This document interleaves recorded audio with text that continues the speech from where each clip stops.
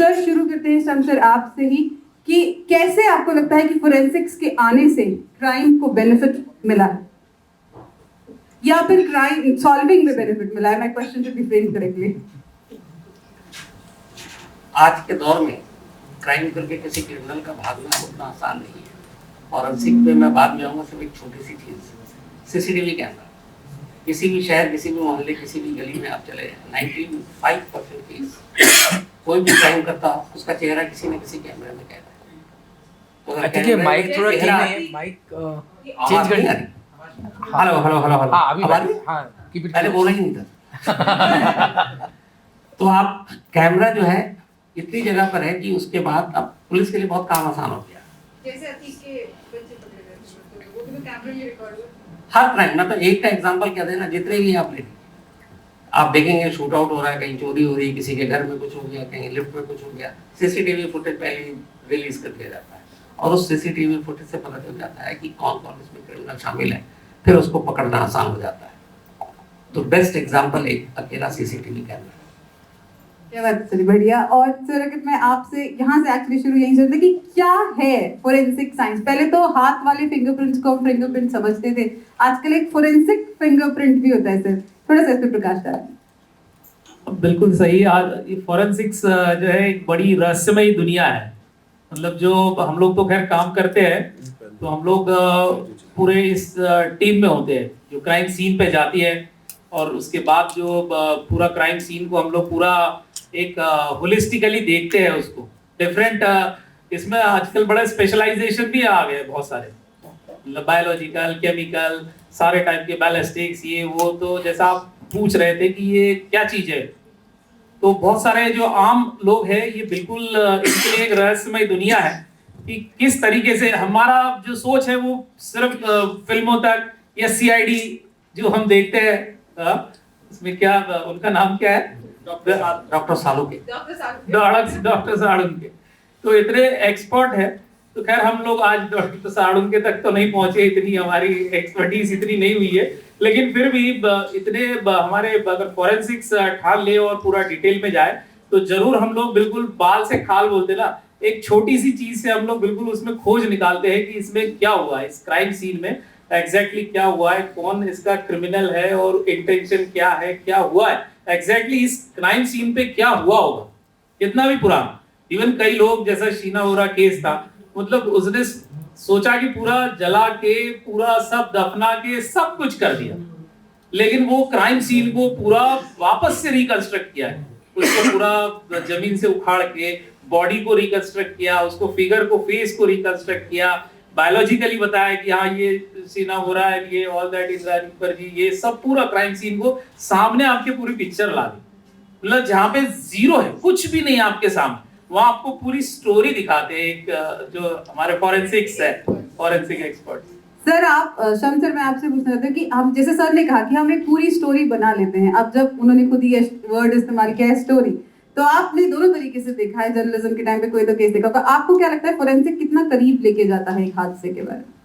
मुझे forensic department से कोई शिकायत नहीं है। हमारे देश में आने वाला वक्त फॉरेंसिक क्राइम के दुनिया के हिसाब से इम्पोर्टेंट रोल प्ले कर रहा है।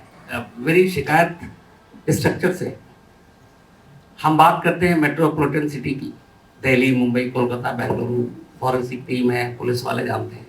अफसोस की बात ये है कि हमारे 90% जो आबादी 85% या 80% गाँव में रहती है, उन्हें यही पता नहीं है कि फॉरेंसिक की टीम अगर जाए या पुलिस, सैंपल कैसे उठाना है। आप यकीन नहीं करेंगे, शायद ये बेहतर जवाब दे सकते हैं। आज भी गांव में एक रेप विक्टिम के जब आप सैंपल उठाते हैं, वैजिना स्वैब उठाते हैं, झाड़ू पे तिनके से लेकर शीशी में डालते हैं आज के इस दौर में। और मैं जानता हूँ ऐसे कई, हम लोगों ने, हमारे पास तस्वीरें भी हैं। तो जब आप ट्रेन नहीं होंगे, हमारे पास इतनी सारी सहूलियत नहीं होगी, मैं जितने भी फॉरेंसिक एक्सपर्ट से मिलता हूँ कि गवर्नमेंट बाकी चीज़ों पर तो बात करती है, कहती है यार ये क्या फॉरेंसिक और इस पर क्या इन्वेस्ट करना, जबकि आने वाला दौर, पूरी दुनिया हमसे बहुत आगे निकल चुकी है। 50-50 साल पुराने मर्डर केस आज सिर्फ डीएनए से सॉल्व हो रहे हैं। अभी एक 14 नवंबर को ब्रिटेन में एक मर्डर हुआ, एक इंडियन ओरिजिनल लड़की थी, हर्षिता बर्ले। 14 नवंबर को उसका मर्डर होता है, 16 को ही वहाँ बता देते हैं डीएनए से ही कौन है। और हमारे यहाँ है कि डीएनए रिपोर्ट आ भी जाए, पुलिस सीबीआई उसको दबा के बैठी रहती है। तो हो तो रहा है, लेकिन कैसे? दो सिर्फ बेस्ट एग्जांपल देता हूँ आपको।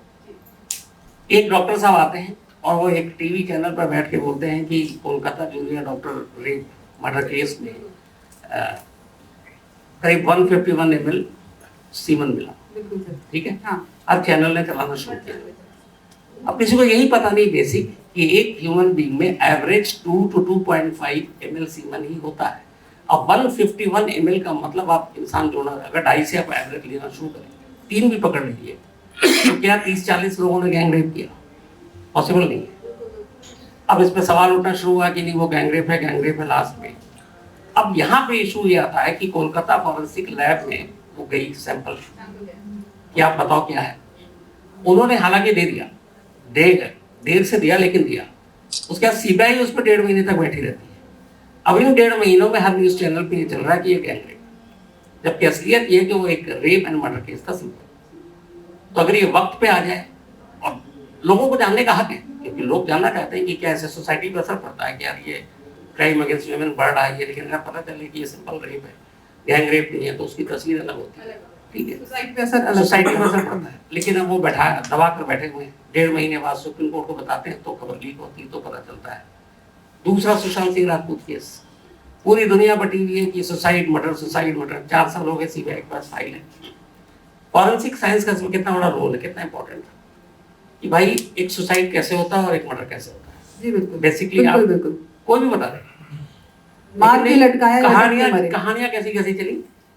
पैर उसका बेड से टच कर रहा था, सुशांत सिंह राजपूत का जी। उसके गले में फेब इंडिया का कुर्ता था। फेब इंडिया का कुर्ता बहुत पतला होता है, उससे कोई आदमी लटक ही नहीं सकता जिसका वेट 80 किलो। कुर्सी थी नहीं जिसके ऊपर खड़ा होगा। अब ये सारे सवाल जो है सारे न्यूज चैनल पे चल रहे हैं, हम सब चला रहे हैं। उस वक्त भी फॉरेंसिक साइंस और फॉरेंसिक इन्वेस्टिगेशन को लेकर सीबीआई जो पूरा तमाशा कर रही थी, पब्लिक के सामने ला सकती थी कि नहीं यार हमने सब कुछ किया, हमने रिकंस्ट्रक्शन भी किया। अब यहाँ ये देखिए कि सुसाइड, ये बेहतर आपको बताएंगे, एक आदमी बैठा छोड़ के लेट के भी सुसाइड किया जा सकता है। फॉरेंसिक क्लियर है। फेब इंडिया का कुर्ता, अरे आप पैजामे के नाड़े से भी आप गले में फंदा कस के सुसाइड कर सकते हैं, इतना पावरफुल होता है। लेकिन वही है कि ये चीजें जो रिपोर्ट है वो नहीं आती, बाकी देशों में फटाफट आती है कि लोगों को आप सेटिस्फाई करते हो। हमारे यहाँ आज भी पता नहीं कि ऐसा कौन सा नेशनल सिक्योरिटी का इशू है कि सुशांत सिंह राजपूत की रिपोर्ट सीबीआई ने दबा के बैठी, जबकि ये सीबीआई पब्लिक जो टैक्स पेयर है उनके पैसे से इन्वेस्टिगेशन होता है। लंबी चौड़ी टीम गई, इतना खर्चा हुआ, तो क्या हमें जानने का हक नहीं है कि वो क्या था? बट 2020 से लेकर हम 2024 में कहाँ है वो रिपोर्ट? तो फॉरेंसिक टीम की जो जांच है वो क्राइम की पूरी इन्वेस्टिगेशन की हिस्ट्री को बदल सकती है, लेकिन हम उधर पढ़ नहीं। आप ही की बात को सर आगे बढ़ाते हैं, और एक आपने जैसे कहा कि वो लटका, मतलब मार के लटकाया या लटक के मरा, इस बात की कहानी जो फोरेंसिक्स क्लियर करता है। एक छोटा सा किस्सा है सर, क्योंकि हम हॉस्पिटल के परावेश को डिपेंड करते हैं। अभी कुछ दिनों पहले हमने सुना था कि एक कांस्टेबल हवलदार साहब वो आते हैं और उनके पैर में सिर्फ पस पड़ा हुआ था, उन्हें सिर्फ ड्रेन करवाना था, लेकिन वो बेचारा आदमी ड्रेन नहीं करवा पाता क्योंकि थाने में अकेला था। उसके साथ के जो लोगों की थी वो ड्यूटी लगी थी, वो थाने में अकेला था। वो कहता है आज तो नहीं हो पाएगा सर, कल फिर वापस आ जाऊंगा। तो सर मैं आप ही के पास आती हूँ उसी चीज को लेके कि क्या आपको भी लगता है कि जैसे पुलिस देर में आती है क्योंकि लोग कम है, फोरेंसिक्स में भी ऐसी कुछ कमी है लोगों की, ट्रेन लोग, जैसे सर इतनी बड़ी बात है कि बेचारा स्वाद को इकट्ठा करने के लिए भी हम झाड़ू का तरीका इस्तेमाल कर रहे हैं, तो ट्रेनिंग कम है, लोग कम है, बजट कम है, क्या कमी है फोरेंसिक्स में? ये सभी चीजें कमी है। आप बिल्कुल वाजिब फरमा रहे थे कि हम लोग मेट्रोज में तो अब काफी हद तक थोड़ा थोड़ा वो हुआ है, लेकिन गांव में अभी तक बहुत कम अवेयरनेस है, लोग नहीं है, मैन पावर हम लोग वाकई तो हमारा फोकस नहीं था अब तक। जो है हम लोग सही कह रहे, पुलिसिंग में जो है हम लोग का फोकस जो था कि बस केस सॉल्व हो जाए, किसी तरह सॉल्व हो केस, क्या किया क्या नहीं। मतलब हम लोग भी इतने सालों से, अब मैं आईजी लॉ एंड ऑर्डर देख रहा हूँ यहाँ पर महाराष्ट्र में, जॉइंट सीपी कई बड़े बड़े, इसमें मैंने मतलब अक्सर फील्ड में ही रहा हूँ मैं पुलिसिंग में। तो हमेशा जो है क्राइम सीन पे जो फॉरेंसिक का तो गोल्डन रूल ये कहता है कि 1 घंटे के अंदर फॉरेंसिक टीम आ जानी चाहिए। धीरे धीरे कंटेमिनेशन शुरू होता है, इवन बॉडी के साथ भी जो है वो कंटेमिनेशन, क्राइम सीन के बाद भी कंटेमिनेशन होता है। तो जितनी जल्दी 1 घंटे में आ जाना चाहिए, लेकिन पॉसिबल ही नहीं। एक तो पुलिस, जैसा आप कह रहे हैं, पुलिस भी लेट पहुंचती है, फॉरेंसिक तो बिल्कुल ही पहुंच नहीं पाती। क्योंकि फॉरेंसिक होती है स्टेट हेडक्वार्टर में बैठी होती है। अब तक हमारे पास जो है रीजनल तो बने ही नहीं लेबोरेटरीज, अब तक हमारे पास सिर्फ स्टेट लेबोरेटरीज तक ही हम लोग पहुंच पाए। पहले हमारा जो एक स्टेट की सर एक ही लेबोरेटरी होती है? बिल्कुल, अभी तक हम लोग सिर्फ सेंट्रल फॉरेंसिक्स पे डिपेंड थे, अब तक तो वो भी नहीं थी। हमारे पास सीएफएसएल ही है। हाँ, मतलब कितना भी बड़ा स्टेट हो सर, एक ही फॉरेंसिक लैब होगी उसके बाद? मैं अभी पूछ तक रही हूँ, तो मतलब हाँ, question। रिपोर्ट आप भेजती हैं क्योंकि है ही नहीं ना आपके पास इंफ्रास्ट्रक्चर नहीं। लेकिन स्थिति बदल रही है अभी धीरे धीरे। जो है हमारे माननीय गृह मंत्री जी जो है, हमारे केंद्रीय गृह मंत्री जी ने कहा कि आने वाले जो है 3 साल के अंदर लगभग हमारे पास 50,000 फॉरेंसिक साइंस एंड एक्सपर्ट्स निकलने वाले हैं। और वो सारे हमारे इतने, हम लोग इवन हमने उत्तराखंड पुलिस से ही लगभग 250 के करीब जो है अभी प्रपोजल्स भेजे हैं कि हमको we want forensic experts at the थाना लेवल। तो अब तक ये कि कोई सोच भी नहीं सकता था कि थाने में फॉरेंसिक एक्सपर्ट्स की क्या जरूरत है, लेकिन now we are going to thana level also, so we are appointing forensic experts at thanas also. तो चेंज हो रही स्थिति। और ये जो पूरा कानून बना है, ये कानून का बेस ही फॉरेंसिक है। अगर आप बोलोगे कि भैया ये जो पहले सीआरपीसी था, आईपीसी था, भारतीय साक्ष्य अधिनियम और भारतीय न्याय संहिता बनी है, तो इसका जो फाउंडेशन है ये पूरा ही फॉरेंसिक, एक ही वर्ड है फॉरेंसिक। ये बनाई टेक्नोलॉजी एंड फॉरेंसिक, दो चीजें सर, दो चीजों के ऊपर ये कानून पूरा इसका बेस अभी बना हुआ है। क्योंकि इन्होंने मैंडेटरी किया हुआ है, अभी नए कानून ये कहता है कि आपको फॉरेंसिक टीम को वहां जाना ही, बुलाना ही मैंडेटरी है।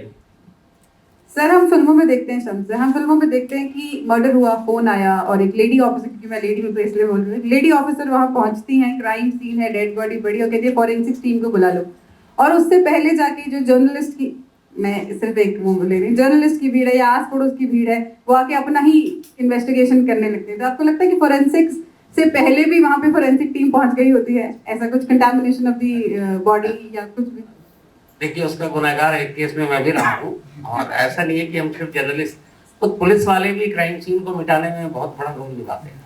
क्योंकि बेसिक जब पहुंचता है, जब कोई भी क्राइम की जब पहली इंफॉर्मेशन आती है तो बीट अफसर होता है, वो बीट अफसर पहुंचता है, उसके बाद बाकी लोग पहुंचते हैं, साहब लोग बाद में आते हैं। तो तब तक उसे पता नहीं किस चीज़ को टच करना है, किसे क्या करना है, और बाकी आम लोग कितने घुस जाते हैं उसका तो कुछ ठिकाना नहीं।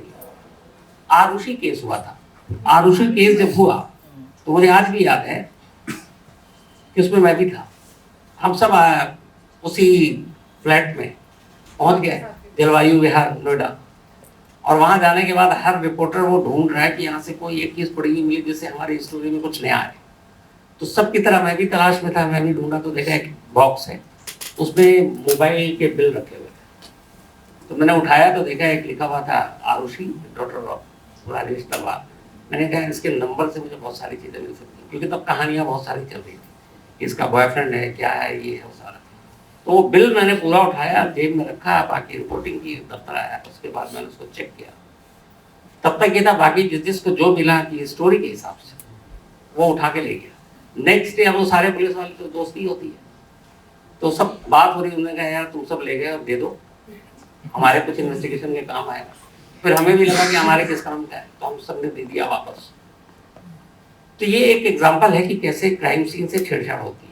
एक आपने तस्वीर देखी होगी, आप सब ने, एक फिल्म में भी आई थी, आरुषि के छत पे एक पंजे का निशान था, पूरी पंजे का। बाद में उसको सीबीआई को जब तक नोएडा पुलिस के पास जांच थी उन्होंने उसको देखना नहीं, गवारा नहीं किया। सीबीआई ने उसको कटवाया और पत्थर लेकर चले गए। अब वो पंजे में जो निशान था तो ये था कि किसका है, आरुषि का है, हेमराज का, क्योंकि हेमराज की लाश छत से मिली थी। जो जाए उसी पंजे में अपना डाल के ऐसे लिख रहा है। जो पुलिस वाला है जिनको भी डाउट हो, इधर छत पे ले जा रहे हैं, उसके बाद हाथ लगा। अब उसमें ये हो रहा है कि 10 से 8 के हाथ मिल रहे हैं, क्योंकि है एक कि अगर आप किसी का प्रिंट लेते हैं तो मैक्सिमम लोगों के मिलते हैं। तो जो पहला मिला उसकी हालत खराब, कि मैं तो गया, लेकिन बाद में पता चला नहीं पुलिस वाले भी मिल रहे थे। लेकिन अब ये देखिए कि इस हिसाब से सारे छेड़छाड़ तो हो गए। तो क्राइम सीन में जर्नलिस्ट करते हैं, लेकिन आजकल कम हो गया, क्योंकि अब क्राइम सीन को आप पूरी तरीके से घेर लेते हैं, और अब थोड़ी सी वो भी जानकारी आ गई। शुरू में नहीं था, जैसे पुलिस वालों को जानकारी नहीं थी, वैसे हम लोगों को नहीं थी। हम रेस में भागने की कोशिश में की, पहले मैं सेंसेशन, हाँ, सेंसेशन शब्द भी आप कह सकती हैं, क्योंकि आप लोग देखती हैं इसलिए हम लोग दिखा देते हैं। वैसे ये कल भी डिस्कस हुआ था sir, no news as bad news. तो इसमें कोई शक नहीं कि करते हैं। सर एक 2 लाइनें मैं आपसे कहूंगी कि जीवन जिसे कहते हैं संघर्ष की है डोर, सांसों का ये पथ है और मोक्ष की है ओर। लेकिन जिसका मर्डर हो गया वो तो पता नहीं मोक्ष तक पहुंच पाता है कि नहीं पहुंच पाता है। तो सर आपसे मैं जानना चाहूंगी कि एक मर्डर केस में किस किस तरीके की फोरेंसिक साइंस है, जैसे हम थोड़ा बहुत जानते हैं chemical forensics, toxicology, fingerprints I think सबको पता होगा, बट अपार्ट फ्रॉम फिंगरप्रिंट्स ज्यादा नहीं पता होगा। तो एक भी किस किस तरह की फोरेंसिक साइंस यूज होती है अनिकांत सिंह? नहीं, ये बेटर हमारे फोरेंसिक्स के वो है, वो ये बेटर बताएंगे, वो रोज देखते हैं, ये रोज ही करते हैं। आप डायरेक्टर है हमारे हम लोग नहीं प्लीज अब हमारा उत्तराखंड का अगर मैं बात करूं तो पिछले 2 साल में जितने केसेस हमारे बाकी आते थे अब वो साइबर में आने शुरू हुए हैं। तो ये ट्रेंड में जो चेंज हुआ है ये भी हमारी सोसाइटी को रिफ्लेक्ट कर रहा है। अभी जो हमारे पास फैसिलिटीज़ हैं वो जो इंडिया लेवल की फैसिलिटी है वो हमारे उत्तराखंड में भी डेवलप हो गई हैं। दूसरा, जैसे सर ने अभी बताया, हमारा जो फ्यूचर प्लानिंग है हम लोग स्टार्ट कर रहे हैं पुलिस स्टेशन लेवल से। Now we will have a expert at the police station itself, then we have a van, एक मोबाइल फोरेंसिक वैन हम लोग NFSU national forensic science university Gandhinagar Gujarat, जो कि इस समय वर्ल्ड की लीडिंग यूनिवर्सिटी है, वहाँ से हम लोग डिस्ट्रिक्ट लेवल के लिए वैन ले रहे हैं जिसमें हम सारे जितने भी साइंटिफिक क्लूज हैं उनको क्राइम सीन पर, इंक्लूडिंग द साइबर, उनको हम क्राइम सीन पर ही डिटेक्ट कर पाएंगे। उनका काफ़ी हद तक वहीं पर हम एग्जामिनेशन कर लेंगे। देन वी हैव लेबोरेटरी, एक हमारी स्टेट लेबोरेटरी यहीं देहरादून में है और दूसरी जो हम लोग रीजनल लेबोरेटरी हमारी इस समय उधम सिंह नगर में है। जैसे मैम ने पूछा, जो डिविजन्स हम लोग हैं बेसिकली तो physical sciences, biological and chemical, लेकिन अगर मैं इसको फर्दर डिवाइड करूं तो बैलिस्टिक्स जिसमें कि हम लोग फायर आर्म को डील करते हैं, फिजिक्स जिसमें कि जनरल मैचिंग होती है, उसमें रेस्टोरेशन भी होता है, जो पुरानी गाड़ियां होती हैं जैसे पकड़ी जाती हैं तो उनके क्या चेसिस नंबर है, ओरिजिनल चेसिस नंबर, ये सब हम कर सकते हैं। उसके बाद बायोलॉजी में DNA है, बायोलॉजिकल साइंस है, सीरोलॉजी है, केमिस्ट्री में टॉक्सिकोलॉजी है जिसमें कि विसरा जाता है। तो इस तरह से बहुत सारे डिवीजन है। हैंडराइटिंग है, हैंडराइटिंग में करेंसी है, तो बहुत सारे, मतलब जो कुछ भी आप सोचिए। मैम ने शुरू में एक सवाल किया था कि फॉरेंसिक साइंस क्या है, तो इसका जवाब बड़ा सिंपल सा है, forensic science is a general science. Science में जितने भी इन्वेस्टिगेशन हुए हैं उन सबको हमने अडॉप्ट कर लिया है, बस हम ये करते जा रहे हैं। जो कुछ भी हुआ है साइंस में वो कोई फॉरेंसिक के लिए नहीं हुआ था, DNA फॉरेंसिक के लिए इन्वेंट नहीं हुआ था, उसका कुछ और था रीजन, लेकिन हमने उसको ले लिया अपने पास। तो जो भी साइंस जिसमें कि रिप्रोड्यूसिबिलिटी है, जिससे कि हम उस चीज को रिपीट कर सकते हैं, ताकि जो भी हम जांच कर रहे हैं उसमें फिर ये ना हो कि ऐसा हो सकता है या ऐसा भी हो सकता है, that should be on a single mode, और वही चीज फिर सुप्रीम कोर्ट तक वैलिड मानी जाती है। इसीलिए जो फॉरेंसिक एक्सपर्ट है उनकी रिपोर्ट को वैलिड माना जाता है। Thank you sir. मेरा एक बड़ा इंटरेस्टिंग सा सवाल है सर, आप चंद सर या मेरे ख्याल जिसको भी जगह, सर अगर आइडेंटिकल ट्विन्स हैं, 2 आइडेंटिकल ट्विन्स सेम ही फीटस से बने होते हैं, और तो क्या उनके फोरेंसिक DNA इम्प्रिंट सब सेम होंगे सर? मतलब एक क्राइम करे और दूसरे को बड़ा ही वैसा सवाल है ये साइंस का, जैसा आप रिप्रोड्यूसिबिलिटी और साइंस एक जो है, जो हम कहते हैं आइडेंटिकल ट्विन्स जो है, तो इनका जो DNA रहता है वो फिर भी हर आदमी का इंडिविजुअलिटी है। फॉरेंसिक साइंस जो है कुछ बेसिक प्रिंसिपल्स पे डिपेंड है, जिसमें पहला प्रिंसिपल इंडिविजुअलिटी। कुछ ऐसी चीजें हैं वो बिल्कुल इंडिविजुअल होती है, उसकी फिंगरप्रिंट, उसकी DNA, सो आइडेंटिकल की भी सेम नहीं होगी, सही बात। लेकिन फिर भी अभी लेटेस्ट रिसर्च बता रहा है, अभी लेटेस्ट आया है कि फिंगरप्रिंट्स भी कई बार जो है ऐसा हो सकता है, तो उसमें भी साइंस वो हो सकता है। तो अभी फॉरेंसिक साइंस भी उतना वो नहीं है, इट्स इवॉल्विंग, खुद भी अपने आप को इवॉल्व कर रहा है। हिंदी और अंग्रेजी में भी एक ऐसा सिनेमा है जिसमें, बल्कि एक तो बहुत पॉपुलर शॉर्ट स्टोरी है जिसमें एक क्राइम करता है और दूसरा उसको बचा लेता है because they are identical twins. Malaysia में एक इंसिडेंट हो चुका है 2014 में। एक ट्विन्स था जो ड्रग्स, एक भाई उसमें से ड्रग्स का रैकेट चलाता था, वो पकड़ा गया ड्रग्स के साथ। उसके बाद पुलिस उसको पीछा कर रही थी, वो कैब ऊपर जाता है घर में, तब तक घर में जाता है तो देखता है कि उसका दूसरा भाई मर गया और वो भी ट्विन। उसके बाद पुलिस उनमें से एक को पकड़ के ले आती है और उसका कोर्ट में ले जाती है। अब वो दोनों भाई आपस में तय करते हैं कि हम में से कोई भी ये नहीं कहेगा कि गाड़ी के साथ कौन था, क्योंकि ड्रग्स गाड़ी के साथ पकड़ाया था। तो बाद में मामला कोर्ट में जाता है, वो एक लेडी जस्टिस उसने एक हिस्टोरिकल फैसला दिया था, वो सिर्फ एक फर्क था दोनों में कि एक चश्मा पहनता था, एक नहीं पहनता था। तो पूरे वकील ने कहा कि उस दिन इसने चश्मा पहना था, इसने नहीं पहना था। अब ये अदालत के सामने बड़ी मुश्किल था क्योंकि फिंगरप्रिंट्स लिया ही नहीं था, बाकी डीएनए का तो आपको ट्विंस है, तो फिर कोर्ट में ये था कि है तो इनमें से ही, और वहां फांसी की सजा थी इसके लिए, लेकिन कौन है ये क्लियर नहीं, तो दोनों को बनी। एक केस और भी है, जैसे ये सद्दाम हुसैन को अमेरिका को पकड़ना था, तो उसके इतने सारे क्लोन थे, हर आदमी सद्दाम हुसैन था। तो अमेरिका के सामने बड़ा ये था कि भैया अब रात पकड़े कैसे, तो उन्होंने डीएनए से वो किया कि उसके पहले बेटे को शूट किया, 2 बेटे, फिर उनसे डीएनए लिया, वो डीएनए अमेरिका ले गए, फिर दैट डीएनए मैच्ड विद जो फिर सद्दाम हुसैन पकड़ा गया था, देन मैच किया उन्होंने, तो उससे कहा कि नहीं अब ये रियल सद्दाम हुसैन। मतलब सद्दाम हुसैन को एजेंसीज ने पकड़ा नहीं पकड़ा, डीएनए ने जरूर पकड़वा दिया।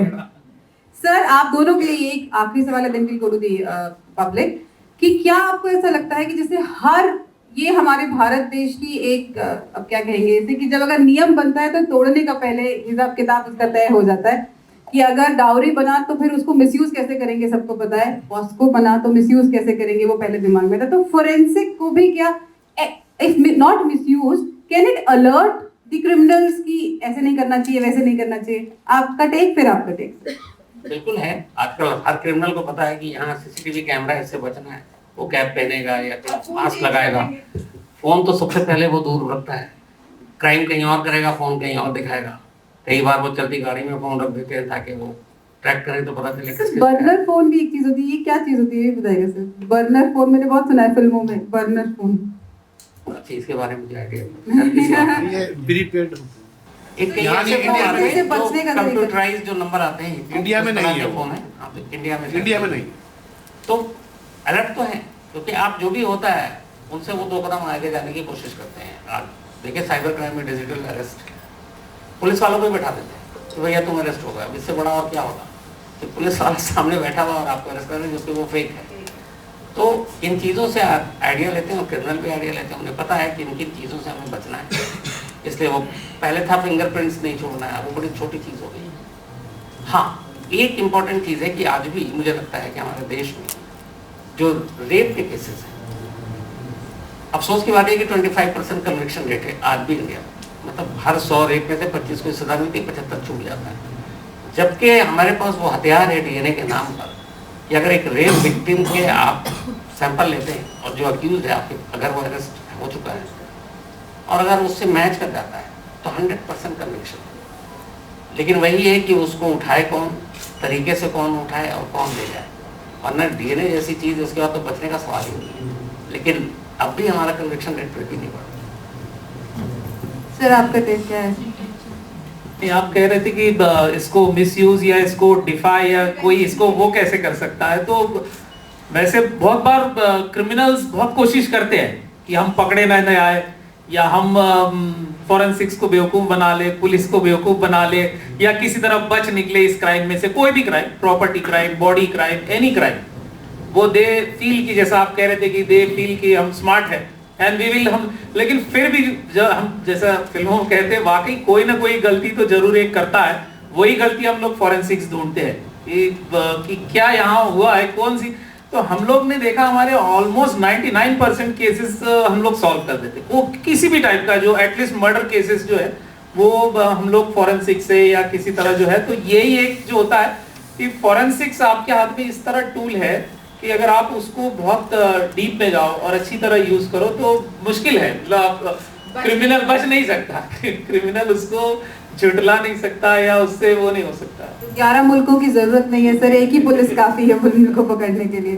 संसद कोई ऐसा केस याद आता है जिसमें फोरेंसिक्स के रोल ने उसका रुख बदल दिया हो आपके करियर? बहुत ही मतलब इंटरेस्टिंग केस लखनऊ का एक है, एक बहुत ही बड़ी फैमिली, हाई प्रोफाइल एक लेडी की मौत हो जाती है एक घर में, और उसकी लाश हैंगिंग थी, मतलब फंदे से पंखे से झूल रही थी और दरवाज़ा भी अंदर से लॉक था।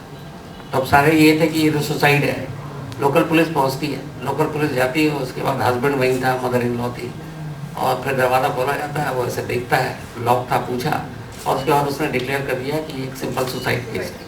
1 घंटे के बाद फॉरेंसिक की टीम पहुँचती उसी जगह पर। अब वो डेड बॉडी को उतार कर बिस्तर पर वो लिटा चुके थे। फॉरेंसिक की टीम आती है, जो उनका हेड था वो आता है और ऐसे सिर्फ बॉडी को देखता है करीब से मिनट भर, और वो इंस्पेक्टर को बोलता है कि ये सुसाइड नहीं मर्डर, सिर्फ देख। और वो इंस्पेक्टर को गुस्सा आ जाता है, कुछ और भी कहानी थी उसके पीछे की, क्योंकि वो चाहता था सुसाइड नहीं करे। तो उसने पूछा कि यार हम पागल थोड़ी हैं, आधे घंटे से यहाँ कमरे में है, सब कुछ देख लिया, तुम आए हो सिर्फ 1 मिनट में मुझे बता रहे हो ये मर्डर है, कैसे क्या देख लिया तुमने? तो वो बताता है कि ये मरने से पहले रोई थी।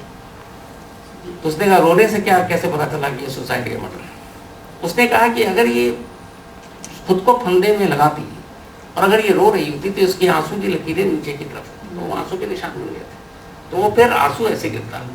ये इसको जब मारा गया तब ये लेटी हुई थी और इसका गला घोटा जा रहा था और ये रो रही थी, तो उसकी आंसू की लकीरें इस तरफ गई है। तो इसका मतलब है कि मौत से पहले ये लेटी हुई थी और तब उसी हालत में मारा गया और फिर इसको टांगा गया।